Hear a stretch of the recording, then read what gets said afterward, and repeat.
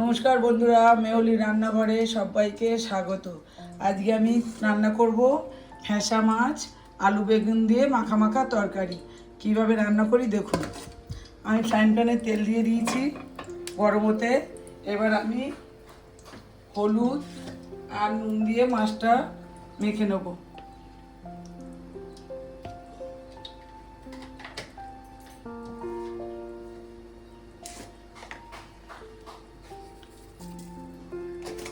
নুন হলুদ দিয়ে মাছটা মেখে মাছগুলোকে আমি ভালো করে ভেজে নেব। তেলটা গরম হয়ে গেছে, এবার আমি মাছগুলো আস্তে আস্তে দিয়ে দেব।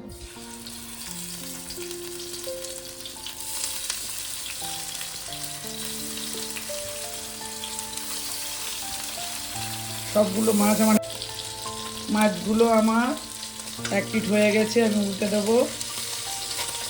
দেখুন, এইভাবে ভেজে নেব আমি মাছগুলো।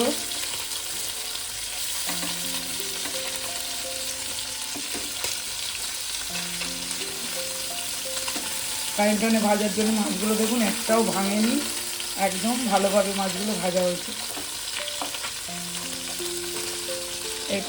এদিকটাও ভাজা হয়ে গেলে এই মাছগুলো তুলে নেব।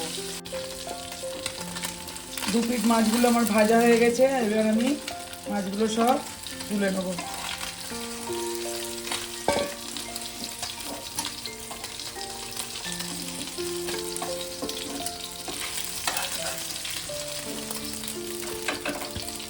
আর বাকি মাছগুলো আমি এবার এইভাবে দিয়ে দেবো, দিয়ে আর ভেজে তুলে নেব।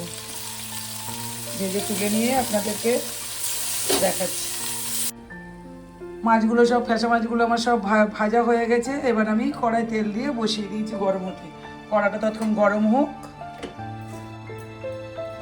মাছগুলো আমার ভাজা হয়ে গেছে, কড়াই তেল দিয়েছিলাম, গরম হয়ে গেছে। এবার আমি দিয়ে দেবো পেঁয়াজ কুচা।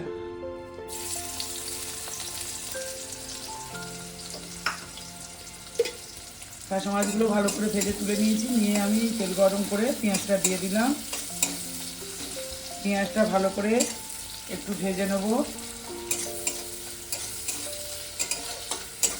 মিনিট দুই ভালো করে নেড়ে একটু ভেজে নেব। পেঁয়াজটা একটু ভাজা ভাজা হয়ে গেছে, আমি 4টে কাঁচা লঙ্কা দিয়ে দিলাম, আর আলু বেগুনটা কেটে রেখেছিলাম দিয়ে দিলাম। দিয়ে এটাকে আমি আবারও ভালো করে একটু নুন দিয়ে মিনিট 2-3 ভালো করে ভেজে নেব।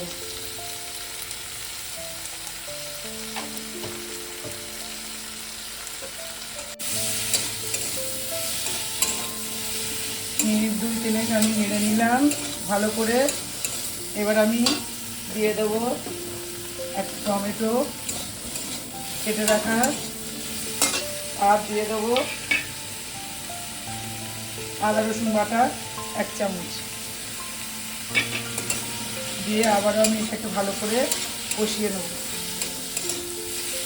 মিনিট 2-3 ভালো করে আমি কষিয়ে নেব, যাতে আদা রসুনের কাঁচা গন্ধটা চলে যায়। মশলার কাঁচা গন্ধটা আমার চলে গেছে। এবার আমি লঙ্কা হলুদ লঙ্কার গুঁড়ো দেবো 1 চামচ, হলুদ দেবো 1 চামচ, আর জিরের গুঁড়ো 1 চামচ দিলাম, ধনের গুঁড়ো 1 চামচ দিলাম। এটাকে আরো আমি ভালো করে মশলাটা কষিয়ে নেব।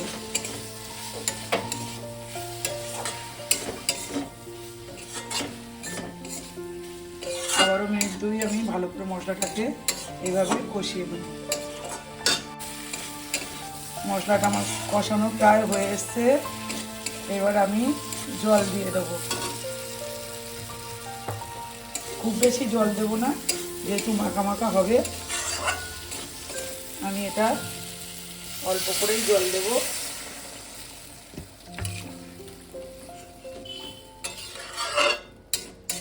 আর একটু জল দেব, মাছগুলো যাতে সবজির মধ্যে ঢুকে যায়। ব্যাস, আর আমি জল দেবো না। এবার আমি ঝোলটা ফুটলে মাছগুলো দিয়ে দেবো, চাপা দিয়ে দেবো 2 মিনিট। ঝোলটা ফুটে উঠলে মাছটা দিয়ে দেবো। ঝোলটা আমার ফুটে উঠেছে, এবার আমি মাছগুলো দিয়ে দেবো। মাছগুলো দিয়ে আরও মিনিট 5 আমি মাছগুলোকে হতে দেবো।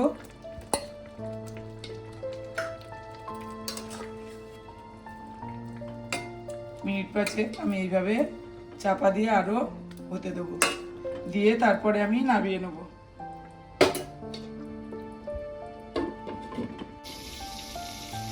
ফ্যাসা মাছের তরকারিটা আমার হয়ে গেছে, দেখুন একদম এইরকম।